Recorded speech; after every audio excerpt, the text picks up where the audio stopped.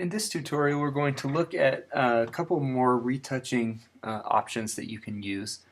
Specifically, we're going to look at how to whiten someone's teeth, whiten their eyes. You can take any kind of bags under their eyes away, and then we'll look at just how to smooth different parts of the skin, one technique for that.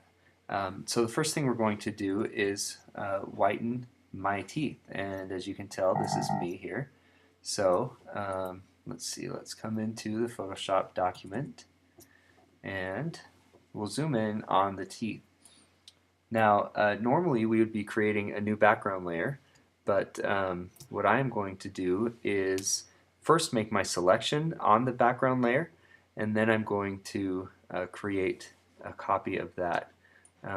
This computer is going really slow and been kind of frustrating here. So I'm going to zoom way in on the teeth, and I'm going to use one of my lasso tools to create just a pretty rough selection. And I'm actually going to use just my regular lasso tool once the computer allows me to do that.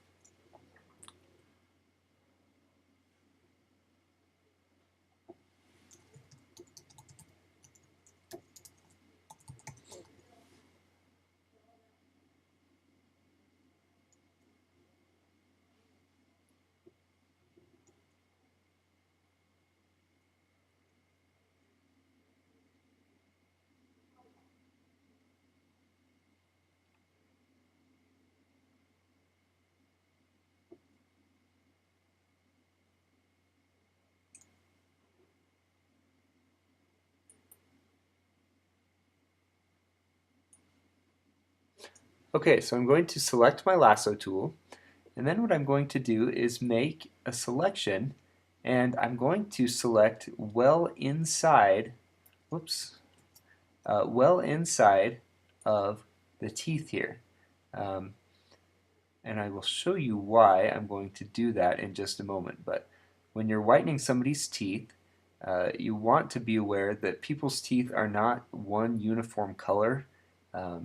A lot of people have darker shades toward their gum line or different things like that. Maybe sometimes people have little, their teeth are a little bit transparent toward the edge. So we're just going to select well inside the tooth here. Make a selection like that. And then I'm going to modify my selection a little bit. So I'll go up to the select menu, go to modify, and I'm going to expand it by a couple pixels. Maybe I was a little bit too far in. This will bump my entire selection out 2 pixels. So I will do that, and then I'm also going to just smooth it out a little bit. So I'll go back to select, modify, and smooth. And maybe I'll smooth it by 4 pixels. And then I'm going to also feather it. So obviously we don't want a super hard edge so that people can tell, oh, this is where some color correcting has been done. We want to kind of feather that in so that it's a little bit less noticeable. So I'll feather that by, let's say, 3 pixels. So just subtle, but we'll feather it a little bit. Now I'm going to create a new layer via copy, and when I do that, when I have something selected on my image and I do a new layer via copy, it copies only the area that's selected. So that's what I will do. Now I'm on my new layer here, and I'm going to go up to the image menu, and I'll select, let's see, image, adjustments, and hue saturation. And what I'm going to do is change this master here. This would change all the different shades in my image. I'm going to change it to yellows. Typically when you're whitening teeth, you're removing yellow. And I'm just going to completely desaturate that. So that takes out all the yellows in the image. And then I'm going to just bump up the lightness a little bit there so that my teeth aren't necessarily gray. They come back a little bit whiter. You can kind of play around with that. Once you're satisfied, you can hit OK. And now, if I turn off this layer, you can see just how much of a difference that actually made. So my selection isn't great here. I still have some kind of yellow marks. Maybe I would want to feather that a little more or try to select it a little bit better. But that's a way that you can whiten someone's teeth. Now, you can also do a very similar thing for people's eyes. So I'm going to go back to my original layer. With my lasso tool, I'm going to select just the whites of my eyes here.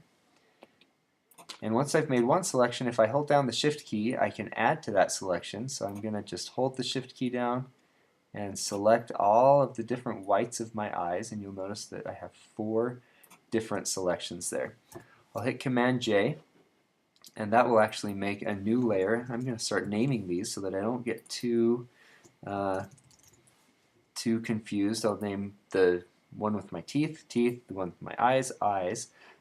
And I will do a very similar thing. So I'll go to my eyes layer, go up to layer and adjustments and hue saturation, and then I'm going to just leave this area, the master, and I'm just going to desaturate it. The reason I'm leaving it master instead of changing it is when you whiten someone's teeth, you're pulling yellow out. When you lighten someone's eyes, you could be pulling a lot of different shades out. Usually people's eyes are bloodshot or they have other kind of tones in them, so we'll just kind of desaturate all of those colors, and then we'll lighten those up a little bit too.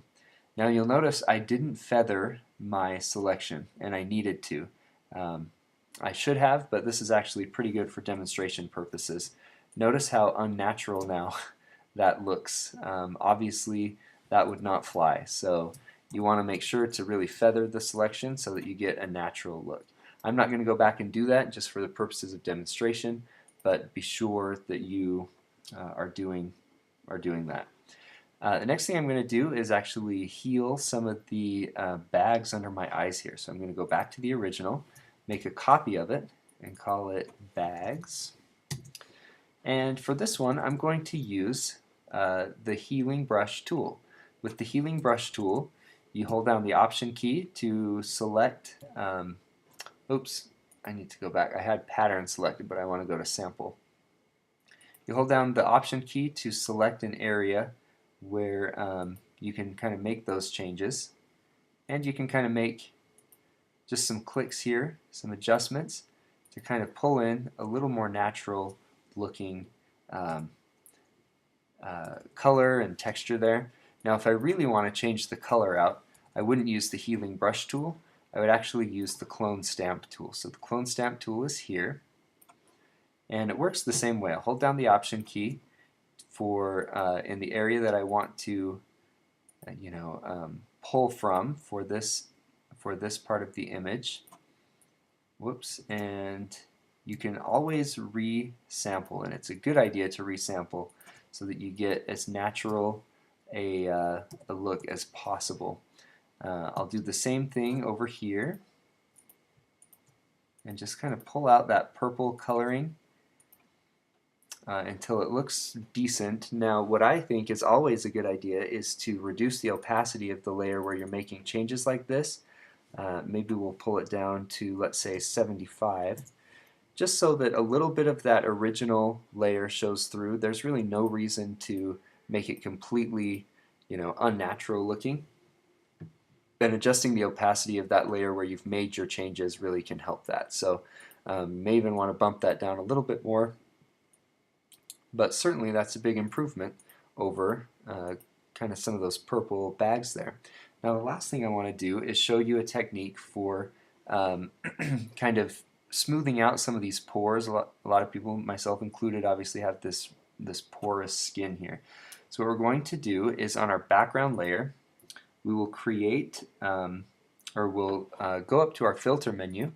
We'll go to, let's see, filter. Oh, I'm at my filter. I'm sorry. We'll go to noise, and then we'll go to dust and scratches. Now, you can play around with the radius and the threshold here. What I found, as I was doing this before and in my notes, we'll go with a radius of 4 and a threshold of 12.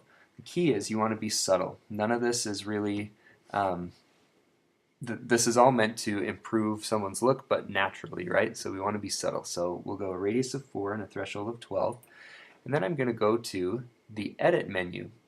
Before I do, though, I want you to notice, if you're doing this at home or if you're doing this to another photo, that really smoothed the entire image out.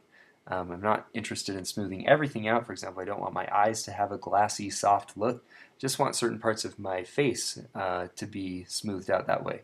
So I'm going to go to Edit and Define Pattern. And I will call this, let's just call it Smooth Face. I'll hit OK. And now I'm actually going to hit Command Z so that I undo that, that dust and scratches filter that I put on this entire area here. So now what I want to do is come up to my, well actually I want to create a new layer, and I will call this one Smooth Face. And I'm going to reduce the opacity here to 75%. Again, I want it to look as natural as possible. And then I'm going to select my healing brush tool. And instead of having it sampled up here where it says source, I'm going to select pattern. And then in the drop-down menu that becomes available there, I can see the patterns that I've selected. So the most recent one is called Smooth Face. And now if I come over here and I brush over some of these pores, I can see that it should be kind of filling those out. Now the reason I can't actually see that is because I have this bags layer over the top. But if I begin to kind of smooth out some of these areas here on that bags layer on top, I should be able to see that, that new layer kind of smoothing out some of this skin here. So again, the key is to be very what's the word? Natural looking. And you can do that with some of these different tips.